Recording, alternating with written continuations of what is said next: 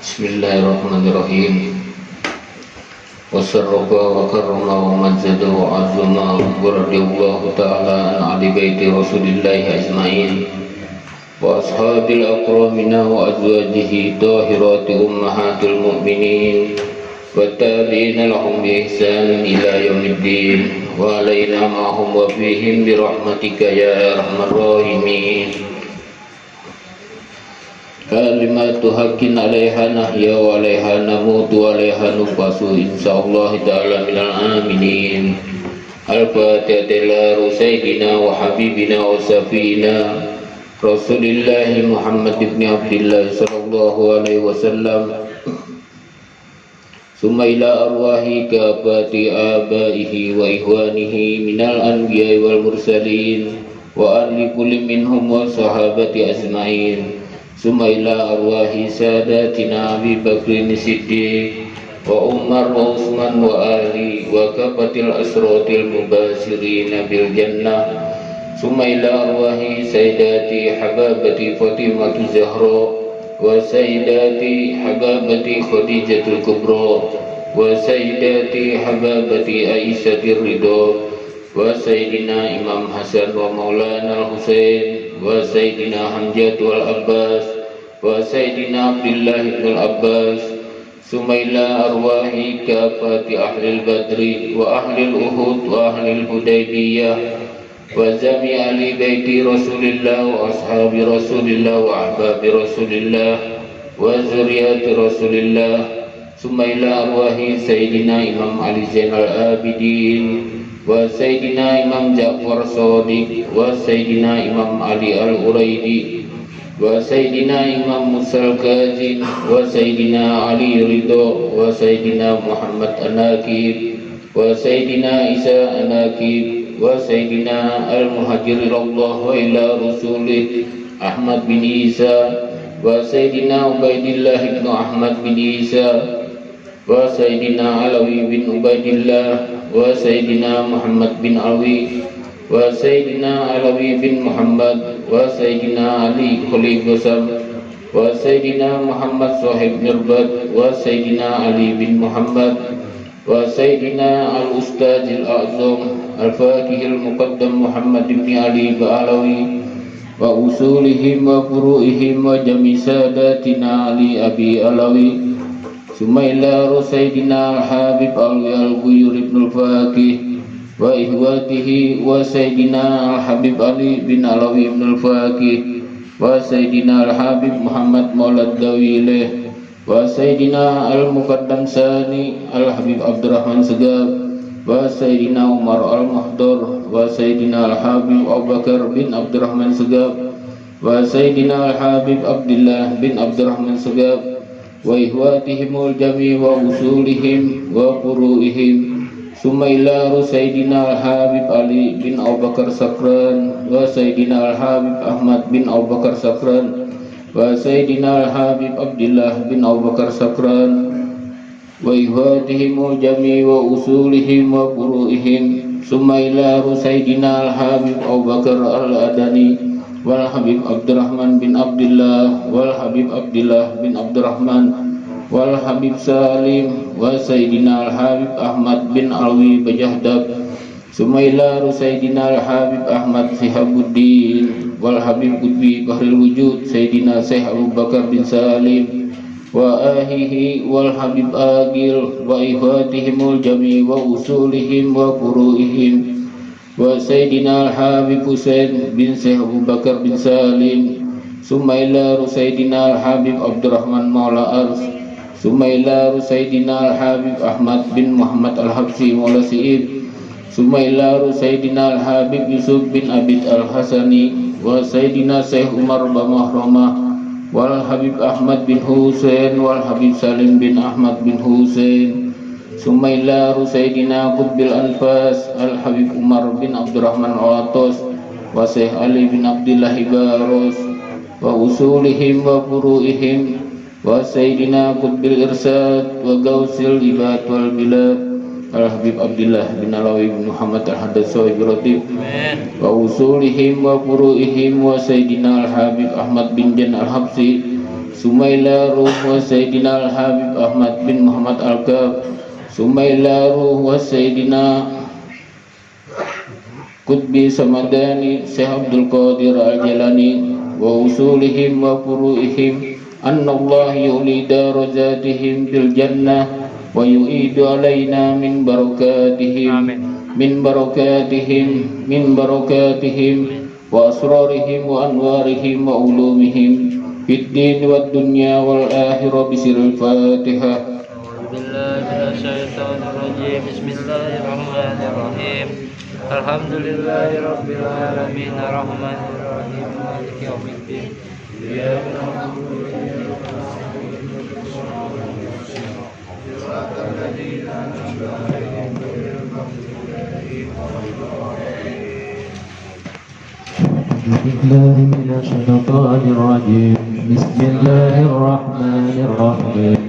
ياسين والقرآن الحكيم إنك لمن المرسلين على صراط مستقيم تنزيل العزيز الرحيم لتنذر قوما ما أنذر آباؤهم فهم غافلون لقد حق القول على أكثرهم فهم لا يؤمنون إنا جعلنا في أعناقهم أغلالا وهي إلى الأسقان فهم مقمحون وجعلنا من بين أيديهم سدا ومن خلفهم سدا فأغشيناهم فهم لا يبصرون وسواء عليهم أأنذرتهم أم لم تنذرهم لا يؤمنون إنما تنذرون من توراتك الخاسر الرحمن بالغيب وبشره بمغفرة كريم.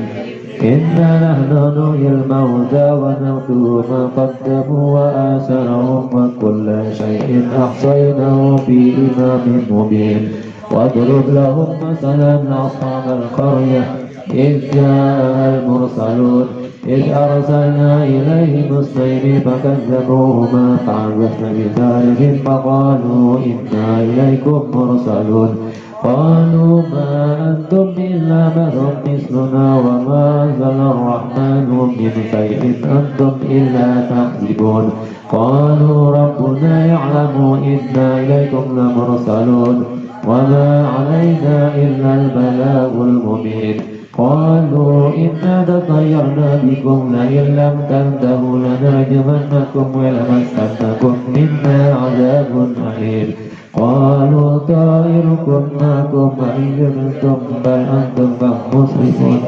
وجاء من أقصى المدينة رجل يسعى قال يا قوم اتبعوا المرسلين اتبعوا من لا يسألكم أجرا وهم مهتدون. وما لي لا أعبد الذي فطرني وإليه ترجعون أتخذ من دونه آلهة إن يردني الرحمن بضر لا تغني عني شفاعتهم شيئا ولا ينقذون. إني لفي ضلال مبين. إني آمنت بربكم فاسمعون. قيل ادخل الجنة قالوا يا ليت قومي يعلمون بما غفر لي ربي وجعلني من المقربين. وما أنزلنا على قومه من بعده من جند من السماء وما كنا مرسلين إن كانت إلا صيحة واحدة فإذا هم خامدون. يا حسرة على العباد ما يأتي رسول إلا كانوا به يستهزئون. ألم يروا كم أهلكنا قبلهم من القرون أنهم إليهم لا يرجعون.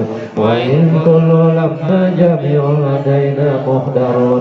وآية لهم الأرض الميتة أحييناها وأخرجنا منها حبا فمنه يأكلون. وجعلنا فيها جنة من نخيل وعنب وفجرنا فيها من العيون يأكل من ثمره وما عملته أيدينا فلا يشكرون.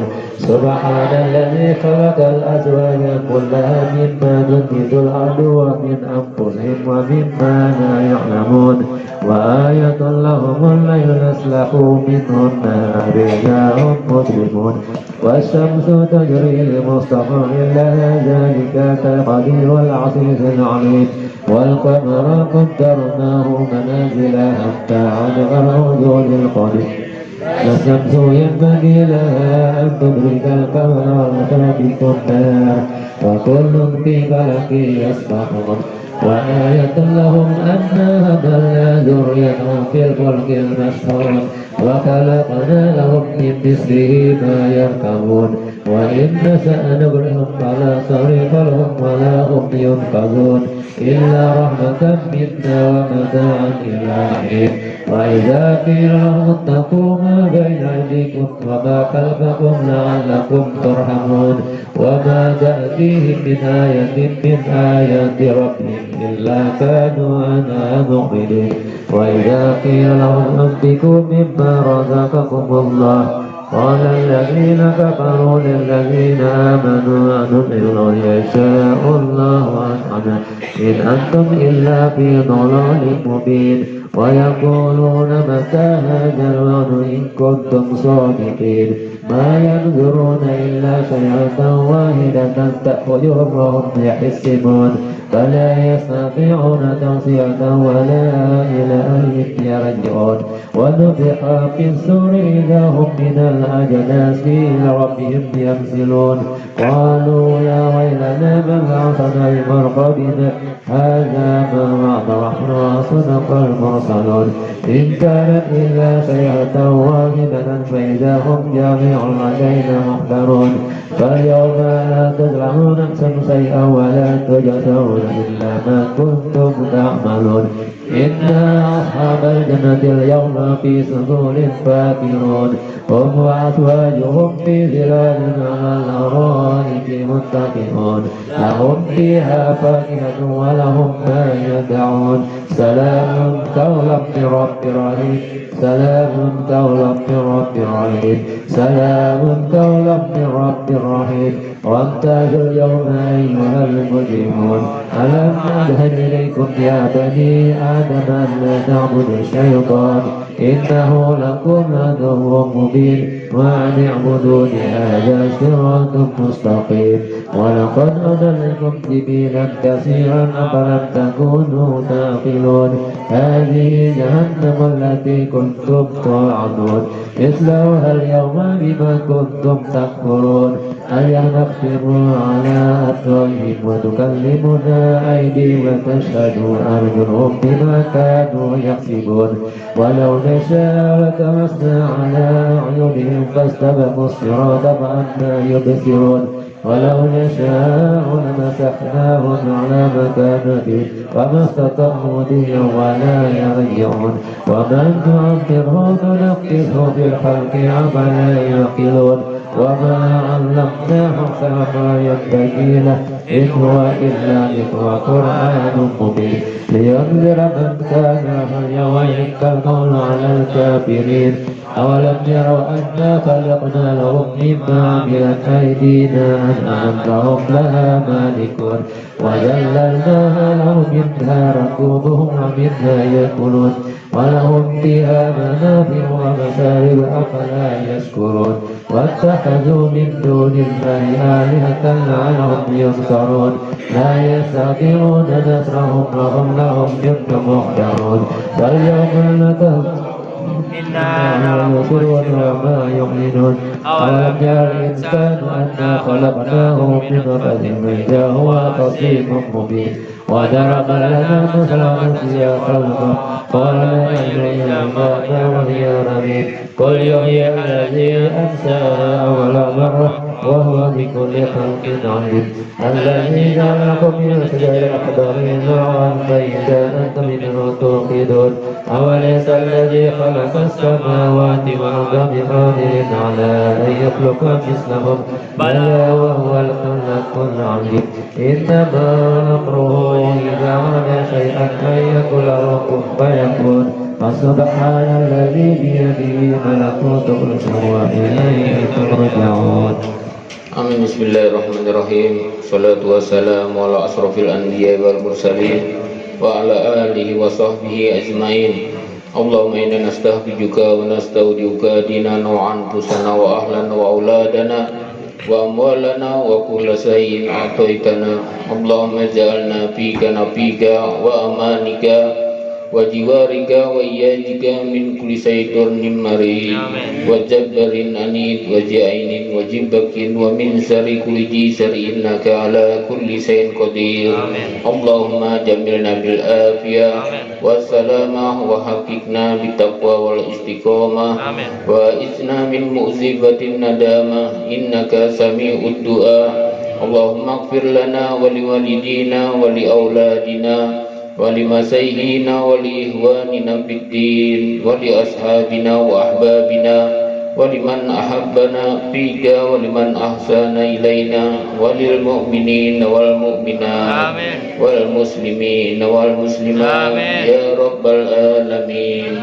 وصل اللهم على عبدك ورسولك سيدنا محمد وعلى آله وصحبه وسلم والحمد لله رب العالمين بسم الله الرحمن الرحيم الحمد لله الذي أنزل على عبده الكتاب ولم يجعل له عوجا قيما لينذر بأسا شديدا من لدنه ويبشر المؤمنين الذين يعملون الصالحات أن لهم أجرا حسنا ماكثين فيه أبدا وينذر الذين قالوا اتخذ الله ولدا ما لهم به من علم ولا لآبائهم كبرت كلمة تخرج من أفواههم إن يقولون إلا كاذبا فلعلك باهئ نفسك على آثارهم إن لم يؤمنوا بهذا الحديث أسفا إنا جعلنا ما على الأرض زينة لها لنبلوهم أيهم أحسن عملا وإنا لجائلون ما عليها صعيدا جرجا أم حسبت أن أصحاب الكهف والرقيم كانوا من آياتنا عجبا إذ أوى الفتية إلى الكهف فقالوا ربنا آتنا من لدنك رحمة وهيئ لنا من أمرنا رشدا الفاتحة لصاحب الرشيد وإلى حضرة النبي سيدنا محمد صلى الله عليه وسلم بسر الفاتحة أعوذ بالله من الشيطان الرجيم بسم الله الرحمن الرحيم الحمد لله رب العالمين الرحمن الرحيم مالك يوم الدين إياك نعبد وإياك نستعين اهدنا الصراط المستقيم صراط الذين أنعمت عليهم غير المغضوب عليهم ولا الضالين الله لا إله إلا هو الحي القيوم لا تأخذه سنة ولا نوم له ما في السماوات وما في الأرض من ذا الذي يشفع عنده إلا بإذنه يعلم ما بين أيديهم وما خلفهم ولا يحيطون بشيء من علمه إلا بما شاء وسع كرسيه السماوات والأرض ولا يؤوده حفظهما وهو العلي العظيم آمن الرسول بما أنزل إليه من ربه والمؤمنون كل آمن بالله وملائكته وكتبه ورسله لا نفرق بين أحد من رسله وقالوا سمعنا وأطعنا غفرانك ربنا وإليك المصير لا يكلف الله نفسا إلا وسعها لها ما كسبت وعليها ما اكتسبت ربنا لا تؤاخذنا إن نسينا أو أخطأنا ربنا ولا تحمل علينا إصرا كما حملته على الذين من قبلنا ربنا ولا تحملنا ما لا طاقة لنا به واعف عنا واغفر لنا وارحمنا أنت مولانا فانصرنا على القوم الكافرين لا إله إلا الله وحده لا شريك له له الملك وله الحمد يحيي ويميت وهو على كل شيء قدير لا إله إلا الله وحده لا شريك له له الملك وله الحمد يحيي ويميت وهو على كل شيء قدير لا إله إلا الله وحده لا شريك له له الملك وله الحمد يحيي ويميت وهو على كل شيء قدير سبحان الله والحمد لله ولا إله إلا الله والله أكبر سبحان الله والحمد لله ولا إله إلا الله والله أكبر سبحان الله والحمد لله ولا إله إلا الله والله أكبر سبحان الله بحمده سبحان الله العظيم سبحان الله بحمده سبحان الله العظيم سبحان الله بحمده سبحان الله العظيم ربنا اغفر لنا وتب علينا إنك أنت التواب الرحيم ربنا اغفر لنا وتب علينا إنك أنت التواب الرحيم ربنا اغفر لنا وتب علينا إنك أنت التواب الرحيم اللهم صل على سيدنا محمد اللهم صل عليه وسلم اللهم صل على سيدنا محمد اللهم صل عليه وسلم اللهم صل على سيدنا محمد اللهم صل عليه وسلم أعوذ بكلمات الله التامة من شر ما خلق أعوذ بكلمات الله التامة من شر ما خلق أعوذ بكلمات الله التامة من شر ما خلق بسم الله الذي لا يضر مع اسمه شيء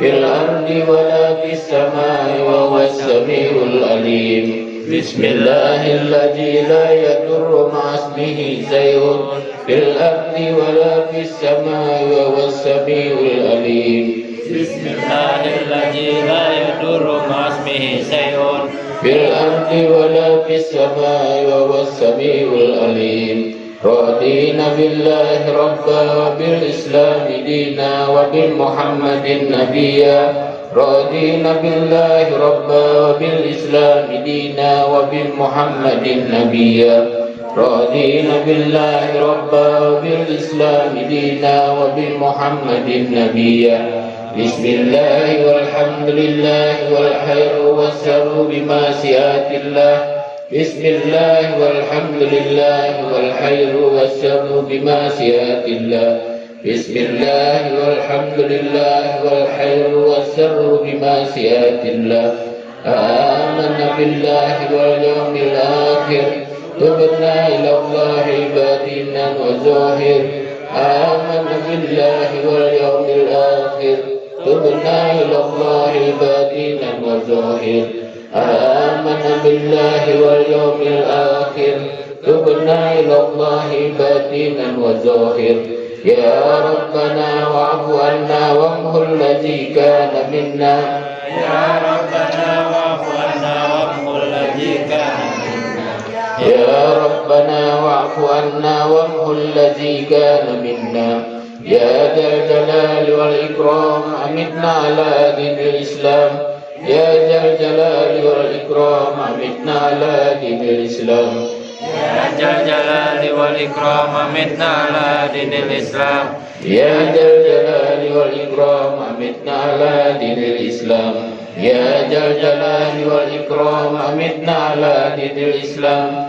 يا ذا الجلال والإكرام أمتنا على دين الإسلام يا ذا الجلال والإكرام أمتنا على دين الإسلام يا قوي يا متين اكفي شر الظالمين يا قوي يا متين اكفي شر الظالمين يا قوي يا متين اكفي شر الظالمين أصلح الله أمر المسلمين سرق الله سر المؤذين أصلح الله أمر المسلمين سرق الله سر المؤذين أصلح الله أمر المسلمين سرق الله سر المؤذين يا علي يا كبير يا عليم يا قدير يا سميع يا بصير يا لطيف يا خبير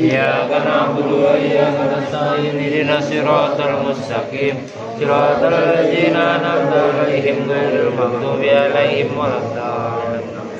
الفاتحة وبالخصوص إلى روح سيدنا قطب الإرشاد وغوث العباد والبلاد الحبيب عبد الله بن علوي بن محمد الحدث صاحب الرتيب وأصوله وفروعه أن الله يولي درجاته في الجنة ويعيد علينا من بركاته وأسراره وأنواره وعلومه في الدين والدنيا والآخرة بسر الفاتحة. أعوذ بالله من الشيطان الرجيم. بسم الله الرحمن الرحيم. الحمد لله رب العالمين الرحمن الرحيم مالك يوم الدين. إياك نعبد وإياك نستعين اهدنا الصراط المستقيم صراط الذين أنعمت عليهم غير المغضوب عليهم ولا الضالين. الفاتحة بنية القبول وتمام كل سر ومأمول وصلاح الشأن ظاهرا وباطنا وبأن الله يحفظ الحجاج والمسافرين والغزاة والمجاهدين من المسلمين في البر والبحر أجمعين وبأن الله يصحبهم السلامة ويردهم إلى أوطانهم سالمين غانمين محفوظين في خير ورد وعافية لنا ولكم يا خاطرون بأن الله يعطي كل سائل منا ومنكم سؤله على ما رضى الله ورسوله ويقضي جميع حاجاتنا كلها ويتل أعرالنا في طاعة الله ورضاه ويدخل جنة الفردوس بغير حساب ويمن علينا أجمعين بكمال حسن الختام عند نزول الإمام وإلى حضرة النبي صلى الله عليه وسلم. الفاتحة. أعوذ بالله من الشيطان الرجيم. بسم الله الرحمن الرحيم. الحمد لله رب العالمين الرحمن الرحيم مالك يوم الدين. إياك نعبد وإياك نستعين اهدنا الصراط المستقيم صراط الذين أنعمت عليهم غير المغضوب عليهم ولا الضالين. Amin. Bismillahirrahmanirrahim. Alhamdulillahi Rabbil Alamin. Wassalatu wassalam ala sayyidil mursalin. Sayyidina Muhammadin wa ala alihi wa sahbihi ajma'in.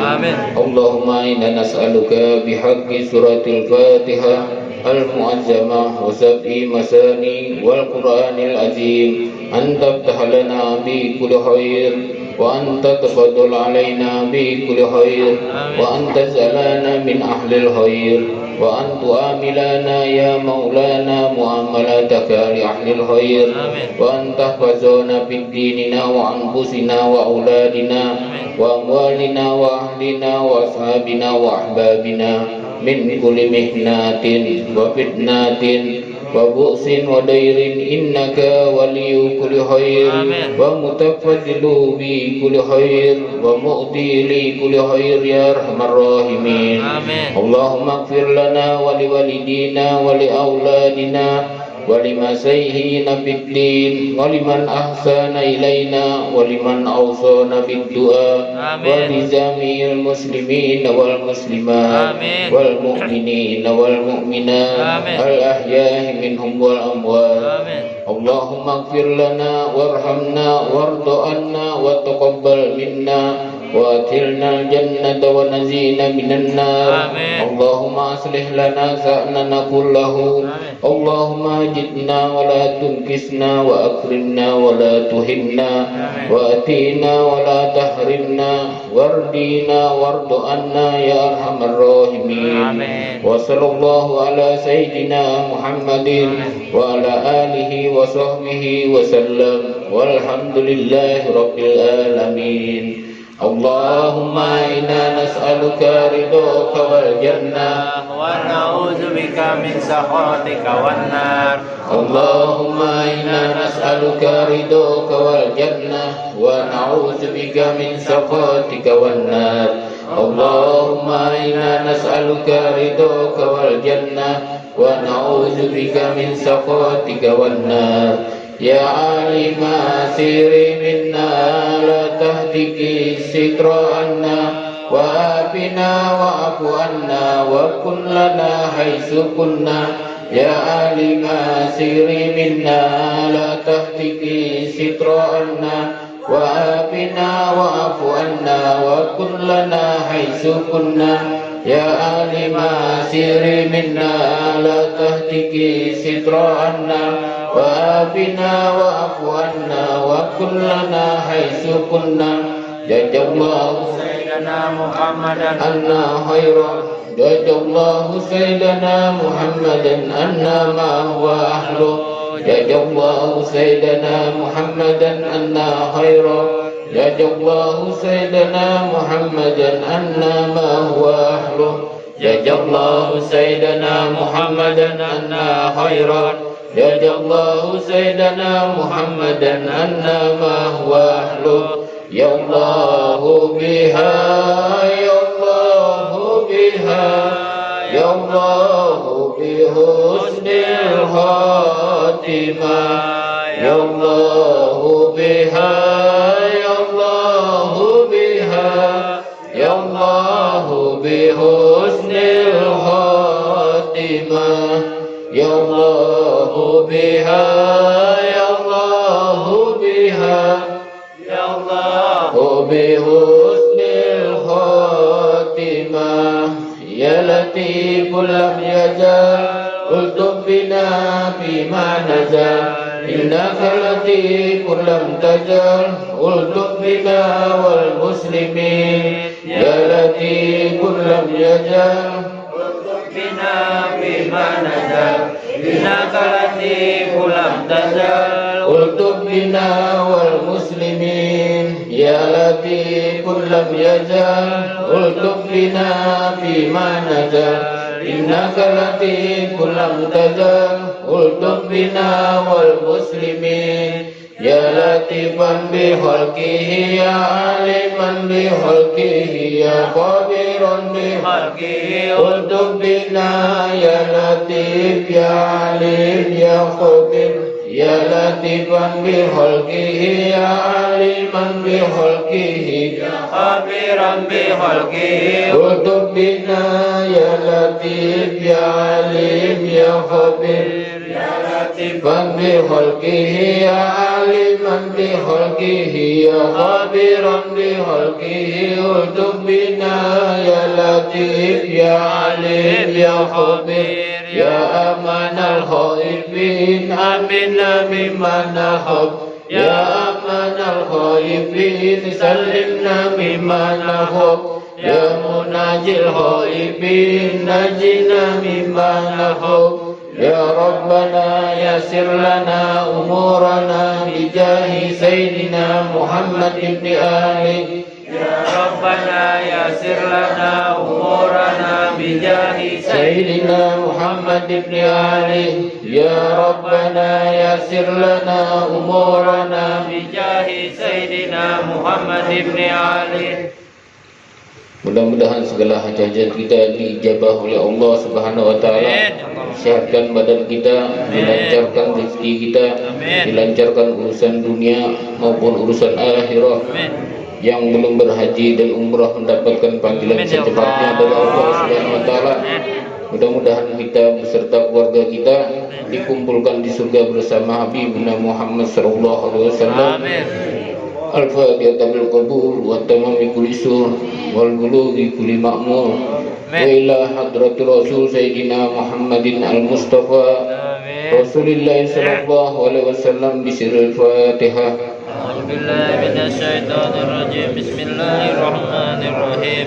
Alhamdulillahi rabbil alamin arrahmanir rahim maliki yaumiddin. Iyyaka na'budu wa iyyaka nasta'in ihdinas siratal mustaqim siratal ladzina an'amta 'alaihim ghairil maghdubi 'alaihim waladdallin. Amin.